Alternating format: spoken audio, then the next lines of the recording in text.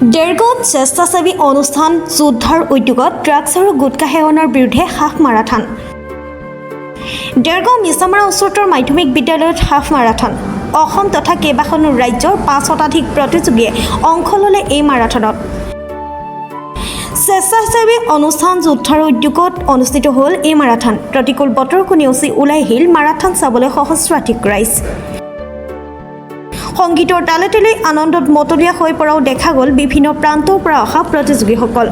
অনুষ্ঠান ভাগত বিশেষভাৱে উপস্থিত থাকে খুমটাই সমষ্টিৰ বিধায়ক মৃণাল শইকীয়া, দেৱোত্তম অসম খ্যাত অৱসৰপ্ৰাপ্ত সেনা বিষয়া major doctor Dipan Kumar Barman, doctor Meenakshi Hariharan আদি বিশিষ্ট ব্যক্তিসকল।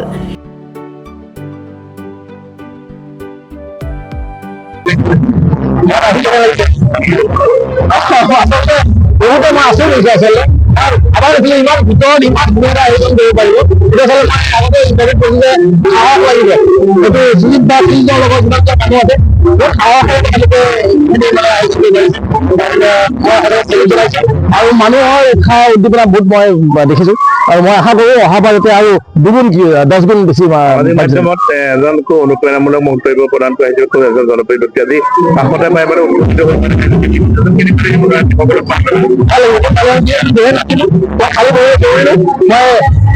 চেষ্টা কৰিছো যে আজিকালি কৰা নাই তেখেতলোকক মই দেশৰ পৰা উলিয়াই আৰু দৌৰাৰ চেষ্টা কৰিছো। মোৰ এটাই অনুৰোধ কৰিলে আপোনালোকে অন্তত নিজৰ দেহটোৰ কাৰণে মাত্ৰ আধা ঘণ্টা উলিয়াই আধা ঘণ্টাটো পাৰে যদি আধা ঘণ্টা উলিয়াই পেলাই পাছত কি হয় আই চি ইউ কাৰণে বহুত বছৰ উলিয়াব লাগিব। চ' মাত্ৰ আধা ঘণ্টা সময় লাগিব। মই 21 কিলোমিটাৰত অংশগ্ৰহণ কৰিছিলোঁ। মই কমপ্লিট ৰিজাল্টটো পোষ্টেল ইন্সপেক্টৰ যোৰহাট চাউথ চাব ডিভিজনৰ আমি 20জনে আমি অংশগ্ৰহণ কৰিছোঁ। তেখেতলোকে 5 কিলোমিটাৰ 10 কিলোমিটাৰ আৰু মই 21 কিলোমিটাৰত অংশগ্ৰহণ কৰিছোঁ। মোৰ এইটো জীৱনৰ ৫ম অংশগ্ৰহণ মাৰাথন। মোৰ বহুত ভাল লাগিছে ইয়াত আহি। একচুৱেলি আমি আগৰ পৰা শৰীৰ চৰ্চা কৰিছিলোঁ। বিশেষকৈ মই আমাৰ দেৱোত্তম যি ছাৰ তেখেতৰ দ্বাৰা মই অনুপ্ৰাণিত।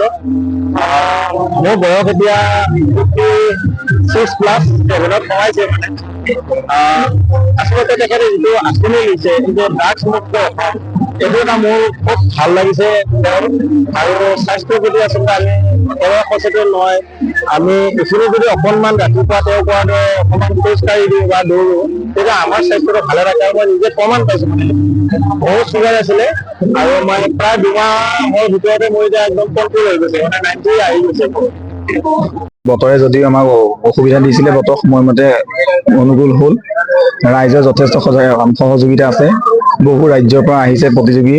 আমি যিমান পাৰিছোঁ চেষ্টা কৰিছোঁ সহায় সহযোগিতা জনাবলৈ আৰু প্ৰাইজ মানি যি ব্যৱস্থা আছে সেইখিনি অতি সোনকালে কৰা হ'ব।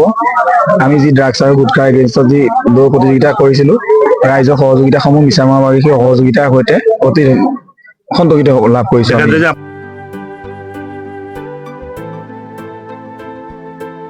ডেৰগাঁৱৰ পৰা সত্যজিৎ হাজৰিকাৰ ৰিপৰ্ট প্ৰাতঃটাইম।